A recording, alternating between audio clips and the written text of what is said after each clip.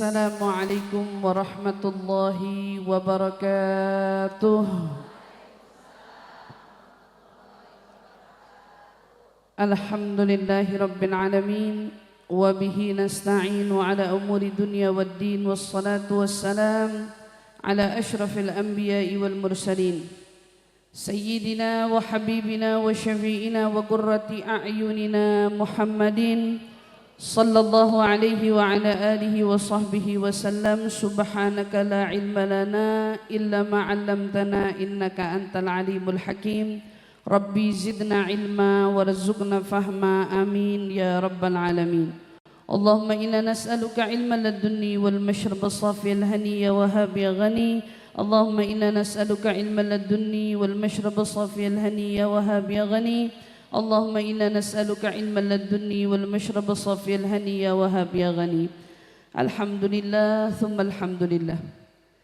Limpahan syukur kita sama-sama panjatkan kehadirat Allah Subhanahu wa taala yang telah mengumpulkan kita bersama pada hari ini, kembali duduk bermajlis bersama, melantunkan salawat demi salawat, dan kita membaca daripada bagian kehidupan perjalanan junjungan Nabi besar kita Muhammad sallallahu alaihi wa ala alihi wa sahbihi wasallam, yang mudah-mudahan dengan duduknya kita, kumpulnya kita, kebersamaan kita dapat mengantarkan kita semua kelak dapat kembali lagi kumpul bersama dengan junjungan Nabi besar kita Muhammad sallallahu alaihi wa ala alihi wasallam. Amin amin Allahumma amin.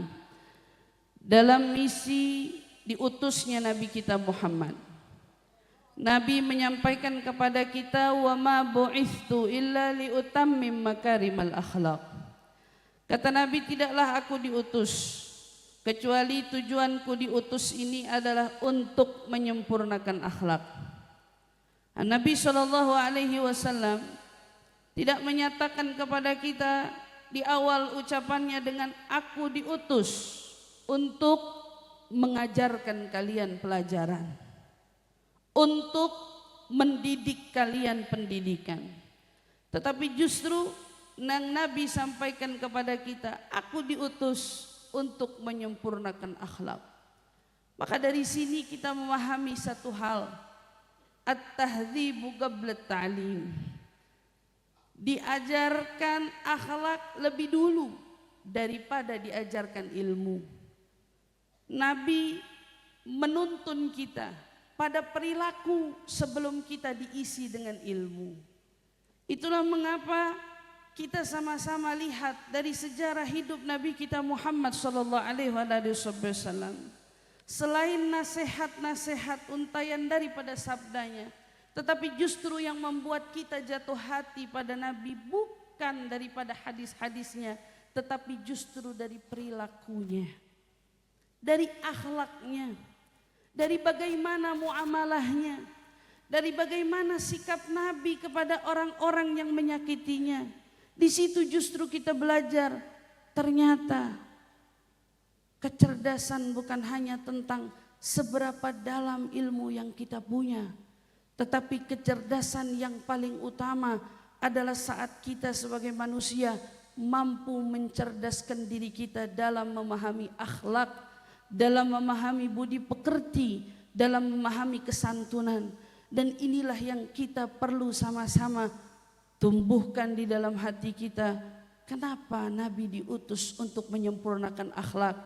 Artinya yang Nabi harapkan dari kita adalah bagaimana kita beretika, bersikap, bermuamalah, berbuat, sehingga dengan akhlak yang kita punya, ibadah-ibadah yang kita lakukan akan jadi lebih sempurna. Maka ibu-ibu yang dirahmati Allah, alhamdulillah kita belajar bagaimana akhlaknya Nabi kepada sahabat-sahabatnya. Kita pun belajar bagaimana akhlak Nabi kepada musuh-musuhnya. Kita belajar bagaimana akhlak Nabi bahkan kepada ahli keluarganya. Bagaimana Nabi menunjukkan kepada kita khairukum khairukum li ahli wa ana khairukum li ahli. Orang terbaik di antara kalian, yang paling baik bahkan kata Nabi, yang paling baik terhadap keluarganya.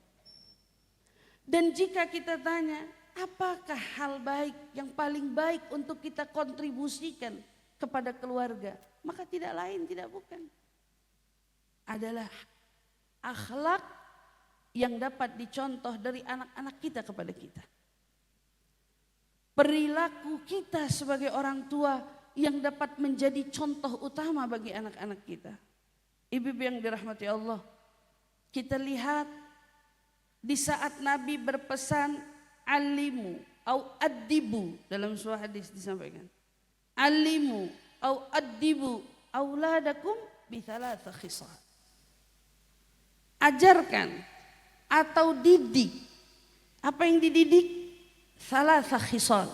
Ada 3, tapi saya cuma mau sampaikan 1 aja. Yang Nabi justru sampaikan hubbu nabiyukum. Gimana kita sebagai orang tua bisa mengenalkan Nabi kita kepada anak-anak kita? Bagaimana kita sebagai orang tua bisa mengajarkan bukan tentang Nabi, tapi lihat hadisnya, hubbu nabiyukum. Mengajarkan anak cinta pada nabinya.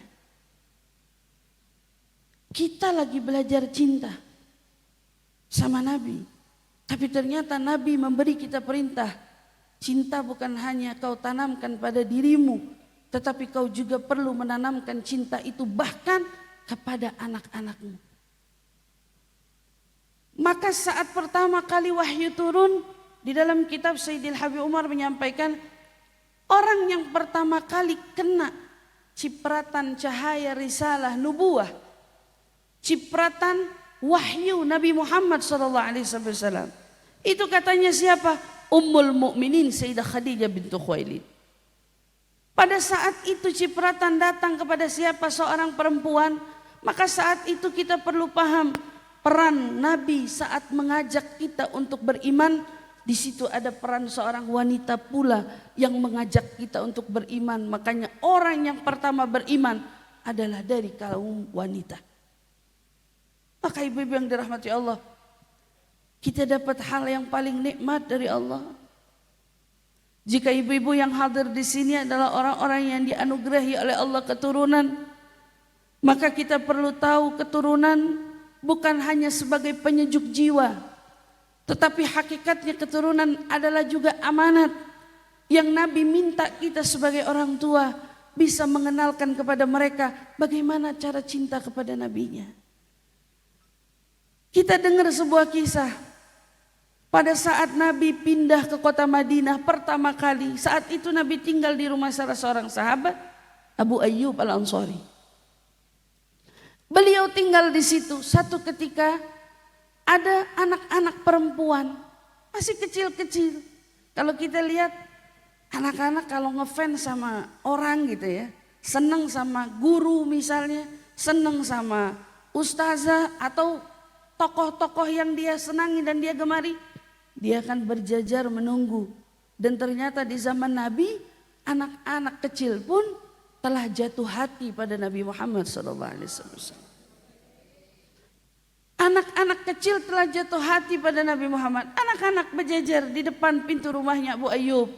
Apa yang mereka lakukan? Mereka bermain. Tapi saat mereka bermain, ada lantunan yang mereka nyanyikan. Nahnu banatu min bani Najjar wa ya habbadha Muhammadan min jar. Kami anak-anak kecil perempuan dari Bani Najjar, sungguh alangkah bahagianya kami bisa bertetangga dengan seorang Muhammad. Ini bukan orang besar yang ngomong. Ini bukan orang akil yang dia sudah tumbuh dewasa. Tetapi seorang anak kecil bisa melantunkan, Nahnu banatu min bani Najjar wa ya habbadha Muhammadan min jar.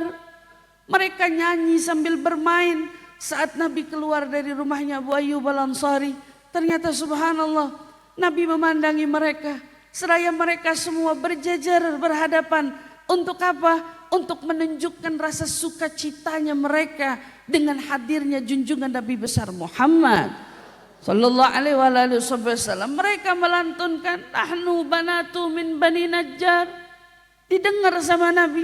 Apa yang terjadi? Nabi mendekat kepada mereka.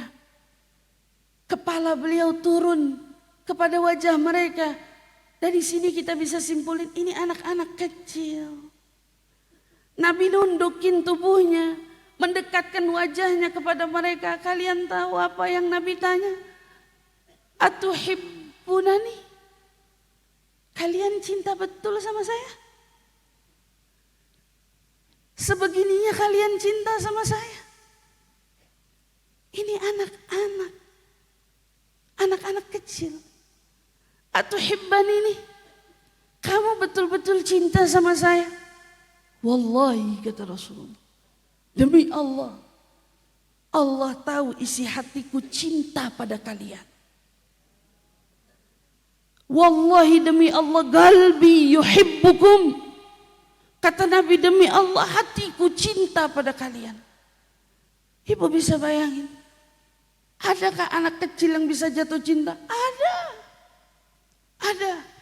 Tapi mari sama-sama kita melihat bagaimana keadaan anak-anak kita hari ini. Apa mereka tahu nabinya? Apa mereka kenal sosok nabinya? Apa mereka sudah kita ajarkan bagaimana cara menumbuhkan cinta pada nabinya? Seberapa mereka ingin mengenal dan ingin mendekat kepada nabinya? Bukankah Allah yang sudah menyampaikan kepada kita, Gu anfusakum wa ahlikum nara. Setelah kita belajar menjadi hamba Allah, ternyata tanggung jawab kita tidak henti sampai di situ. Kita sebagai perempuan belajar jadi perempuan salehah.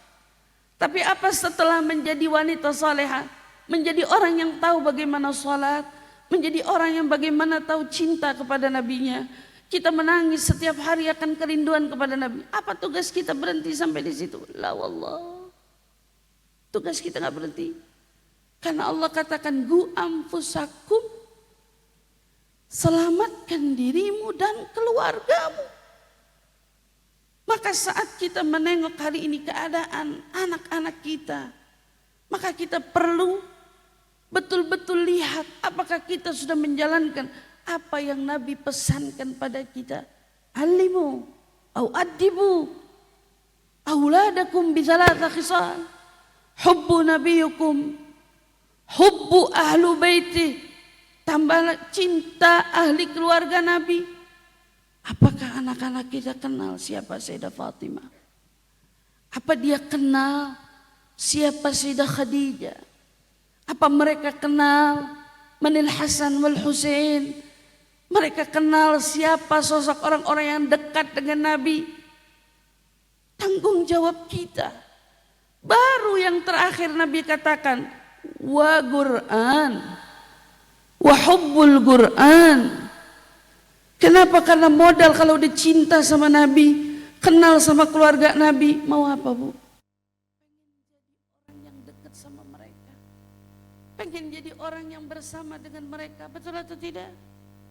Kita kalau ditanya, kita rasa hari ini kita cinta sama Nabi. Apa kita cuma mau cinta atau kita kepengen sama Nabi? Kita mau sama Nabi.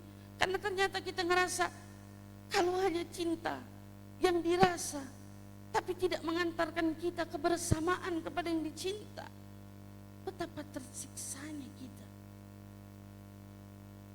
Maka tanggung jawab kita sebagai orang tua, subhanallah, nyelamatin anak-anak kita, menyelamatkan generasi kita.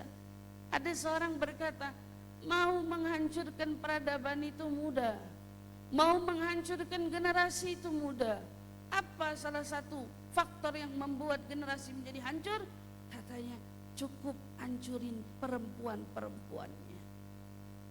Bikin para ibu tidak lagi peduli anaknya telah sholat atau belum. Bikin para wanita-wanitanya tidak peduli anaknya bisa ngaji atau tidak. Bikin para wanita-wanitanya tidak peduli Anaknya bergandeng jalan dengan siapa? Bikin para perempuan-perempuan itu lupa akan tanggung jawabnya sebagai seorang ibu di muka bumi. Maka saat terjadinya hal tersebut, tahu-tahu bukan anakmu yang hancur, peradaban hancur, generasi hancur, satu wilayah rusak hanya dengan adanya orang tua yang lalai terhadap pendidikan anak-anaknya. Apa setelah itu? Tenang, mau bikin generasi hancur, lunturkan di dalam benak anak-anak kita takzim pada tokoh-tokoh ulama. Anak kita udah gak lagi takzim. Kalau dulu anak baru lahir, kita lihat orang-orang dulu ya, dibawa kemana anaknya bu? Didatengin kiai, didatengin ulama, para habaib, minta apa? Minta doa, doain anak saya biar jadi anak soleh, doain anak saya biar ini. Dicari di mana tokoh ulama, itu anak dibawa berharap besar. Kenapa?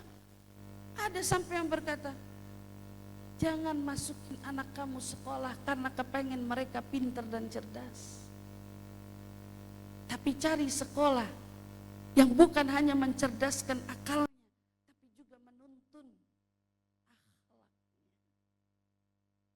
Nuntun dia punya pribadi. Bagaimana anak kita bisa ngomong sama kita, ngomong sama neneknya, ngomong sama kakaknya, ngomong sama adiknya. Itu hal sederhana, tetapi itu akhlak. Dan kita bisa sepakat hari ini, inilah yang terjadi pada kita sekarang. Dan kita pengen ngebalikin lagi. Kenapa? Kenapa kita harus balikin lagi apa yang Nabi pesan? Kamu lupa Nabi bilang apa? Tanakahu taktsuru. Kamu nikah, tapi ada misi. Kata Nabi, banyakin anakmu.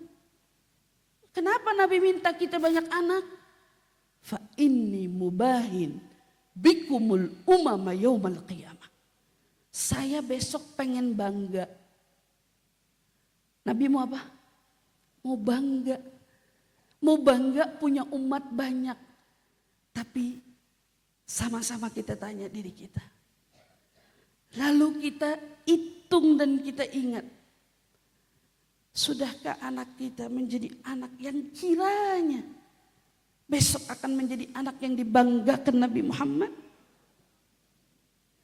Anak kita yang hari ini kita tengok, alhamdulillah, kira-kira anak ini bukan hanya buat saya bangga, tapi anak ini juga buat Nabi Muhammad bangga. Anak ini bukan hanya anak yang menyejukkan jiwa saya, tetapi anak ini juga menjadi anak yang menyejukkan jiwanya Nabi Muhammad. Sebagaimana yang diharap, fa inni mubahin bikumul umama yaumal qiyamah. Setiap dari kita kalau menyadari makna itu, Ibu, Rasulullah mau bangga sama kita. Rasulullah mau bangga sama anak keturunan kita. Rasulullah mau tunjukin siapa generasi kita hari ini. Rasulullah pengen bangga, nunjukin ke siapa? Di hadapan Nabi Adam, di hadapan Nabi Nuh, di hadapan Nabi Musa, di hadapan Nabi Isa, di hadapan para nabi-nabi lainnya. Fa inni mukatsirin bikumul umam yaumal qiyamah.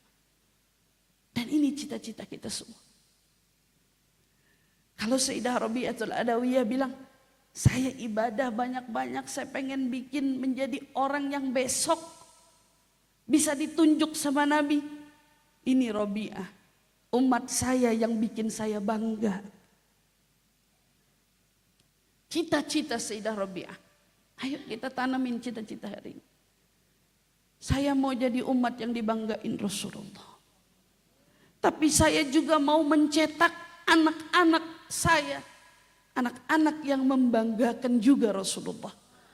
Anak-anak yang dengan didikan saya. Anak-anak ini bisa membawa senyum pada raut wajahnya Rasulullah. Anak-anak yang bisa membuat kelak Rasulullah bahagia. Melihat apa? Melihat anak kita bisa datang memakaikan mahkota untuk kita. Anak-anak kita yang datang kepada kita memberi minum di saat kita kehausan. Karena mereka ternyata orang-orang yang mampu memberikan syafaat bagi ahli keluarganya. Tidakkah itu menjadi cita-cita kita semua ibu-ibu yang dirahmati Allah? Maka alhamdulillah, alhamdulillah, alhamdulillah. Maka ingat, Nabi pengen kita cinta, Nabi mau kita menanamkan cinta, tapi ingat Nabi juga mau kita menanamkan cinta di hati anak-anak kita kepada junjungan Nabi besar kita Muhammad sallallahu alaihi wasallam. Maka ingat, pendidikan, pelajaran semua penting, tetapi ingat al-adab fawqal ilm, akhlak di atas ilmu. Dan kita mau anak-anak kita hari ini bukan hanya pandai matematikanya, bukan hanya pandai bahasa Inggrisnya, bukan hanya pandai dari sekolah-sekolahan yang ternama mereka belajar, tetapi mereka juga pandai bagaimana bicara dengan orang tuanya. Mereka pandai bagaimana berbicara dengan adik-adiknya. Mereka juga pandai mencerminkan perilaku akhlak baginda Nabi besar kita Muhammad sallallahu alaihi wasallam. Maka ibu-ibu yang dirahmati Allah, kita duduk di sini alhamdulillah tsumma alhamdulillah, yang insyaallah mudah-mudahan apa yang tadi telah kita dengar, Kak Emil beserta dengan mungkin kawannya, kawan-kawan lainnya yang sedang membuat satu sumbangsi untuk dakwah Nabi kita Muhammad SAW. Sekolah yang dibuat sekolah sunnah. Saya beberapa kali ngelihat status story kegiatan daripada anak-anak itu. Anak-anak diajarin pakai siwak. Anak-anak diajarin bagaimana masuk ke dalam kamar mandi dengan kaki apa. Demi Allah, ini yang bakal bikin kamu senyum. Ini yang bakal bikin kamu bahagia. Ini yang bakal bikin kamu merasa terberuntungkan, merasa terselamatkan dalam generasi yang hari ini. Mungkin kita lihat banyak anak-anak yang keluar jalur dari jalurnya Nabi Muhammad, tapi ternyata mereka anak-anak kecil belajar siapa nama nabinya, di mana nabinya dilahirkan, dan mungkin perlahan-lahan insya Allah diajarkan pula bagaimana mencintai Rasulullah sallallahu alaihi wasallam. Maka rasa-rasa yang pernah ditanamkan pada anak-anak di zamannya Rasulullah, kita pun berharap ya Allah mudah-mudahan rasa itu ditanamkan pada anak-anak kita hari ini. Anak-anak kita bisa juga merasakan kecintaan kepada Rasul sallallahu alaihi wasallam. Maka ya Allah, jika hari ini kita datang ingin menjadi orang yang dipandang oleh Allah dan Rasulnya, maka setiap kalian datang ke maulid Nabi Muhammad SAW, sertakan nama anak-anak kalian, hadirkan nama-nama mereka. Saat berdoa ya Rabb, jangan hanya pandang diriku, tapi juga pandang anak keturunan. Ya Rabb, jaga mereka dari zina. Ya Rabb, jaga mereka dari minum-minuman keras. Ya Rabb, jaga anak-anak kita dari pergaulan bebas. Ya Rabb, jaga anak-anak kita dari etika-etika yang buruk. Jauhkan anak-anak kita dari pergaulan dan teman-teman yang buruk. Ya Allah, aku ingin mereka menjadi kebanggaanku dan juga kebanggaanmu. Kebanggaanku dan kebanggaan Rasulmu. Kebanggaanku dan kebanggaan semua para aulia salihin yang mungkin merasa bangga dengan hadirnya anak-anak kami di muka bumi ini. Yuk sama-sama bantu bisinya Rasulullah. Rasulullah mau bangga, ayo kita buat bangga Rasulullah. Rasulullah mau tunjukin siapa kita, ayo jangan malu-maluin Rasulullah. Rasulullah mau bikin kita senang. Rasulullah mau pamerin kita di hadapan makhluk Allah lainnya. Ayo jangan bikin Rasulullah nyesel, jangan bikin Rasulullah sedih. Mudah-mudahan kita semua menjadi orang-orang yang dibanggakan Allah, yang dibanggakan Rasulullah. Dan mudah-mudahan ya Rabb, mudah-mudahan kita pun bisa menjadi orang tua yang mendidik generasi anak-anak kita yang bisa membanggakan Allah dan Rasulnya. InsyaAllah amin ya Rabbal Alamin. Maka kita doakan ya Rabb, mudah-mudahan Kak Emil dengan segala tujuannya, sekolah sunnahnya, dan beserta para guru-guru yang mengajar di sana, mudah-mudahan bisa tetap terus istiqamah, tegun dan tekun di dalam menuntun para anak-anak santri murid-muridnya. Insya Allah bisa belajar di jalannya Allah dan Rasulnya, mengenalkan mereka bagaimana cara mencintai Allah dan Rasulnya. Dan itu adalah modal utama kita semua. Dan kita tak lupa doakan Mama Nina, mudah-mudahan Allah panjangkan umurnya, Allah sehatkan badannya, Allah berkahi setiap langkah-langkahnya, dan beserta segenap keluarga besar. Mudah-mudahan Allah Subhanahu wa taala kabulkan daripada hajat-hajatnya. Mudah-mudahan apa yang dilakukan ini ya Rabb membawa bahagia Rasulullah. Ya Rabb membawa bahagia Rasulullah. Ya Rabb membawa bahagia Rasulullah. Maka ya Rabb, sebagaimana kita kumpul hari ini ingin membawa bahagia hatinya Rasulullah, maka jadikanlah Allah kebahagiaan ini sampai di akhirat kelak. Jadikan wajah-wajah kami yang hadir di sini dan wajah-wajah seluruh anak keturunan kami adalah wajah-wajah yang esok saat Nabi memandang kami, Nabi pandang kami dengan senyuman yang lebar, senyuman di raut wajahnya yang bersinar dan berbinar. Dengan bangganya Nabi memandang kita semua. Ya Rabb ya Rabbal Alamin, ala hadhihi niyah wa ala kulli niyatin salihah wa ila hadratin Nabi. Al-Fatihah.